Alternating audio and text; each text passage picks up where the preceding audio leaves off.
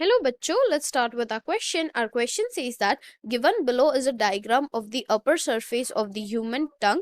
Identify the correct labeling and choose the correct option. जो सबसे पहले हम इस क्वेश्चन का पढ़ लेते हैं हमारा की कॉन्सेप्ट। तो हमारे इस क्वेश्चन का की कॉन्सेप्ट है ह्यूमन टंग। यदि हमें ह्यूमन टंग के बारे में अच्छी नॉलेज होगी तो हम ये क्वेश्चन बड़ी आसानी से सॉल्व कर लेते हैं। अब यहाँ हमें 4 लेबलिंग्स दिया गया है। सबसे पहले हम देख लेते हैं। ए जो है, ए है हमारा फॉलिएट पैपिले।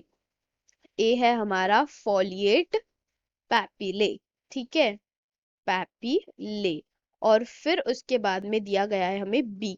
तो ये जो बी है यहाँ पे, इसे हम कहेंगे फिलीफॉर्म पैपिले, फिलीफॉर्म पैपिले।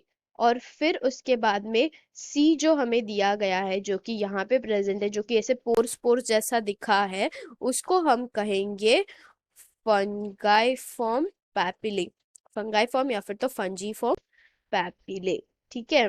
और फिर उसके बाद में हमें दिया गया है डी। तो ये जो डी है यहाँ पे, जो यहाँ पे प्रेजेंट है, ये जो सर्कल जैसा दिख रहा है, इसको देखो सर्कल जैसा दिख रहा है, इससे हम याद रख सकते हैं कि इसको करते हैं circumvallate papillae, circumvallate, circumvallate papillae, ठीक है। तो अब हम देखते हैं कि हमें जो ऑप्शंस दिए गए हैं उनमें से सही कौन सा है। तो सबसे पहला दिया गया है हमें ए दिया गया है फिलीफॉर्म पैपिले।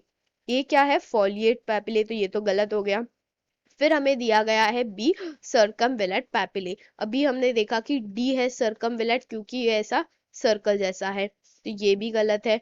फिर दिया गया है डी फॉलिएट पैपिले, तो डी क्या है? सर्कमवेलेट पैपिले, ये भी गलत। बी हमारा पता है हमें क्या है, फिलीफॉर्म पैपिले। और फिर हमें दिया गया है सी फंगाइफॉर्म पैपिले, सी फंगाइफॉर्म पैपिले, क्योंकि ये थोड़ा सा पोर्स जैसा दिखता है, तो ये हमारा सही है। इसके लिए option D is our right answer. Hope you understood this question well. All the best.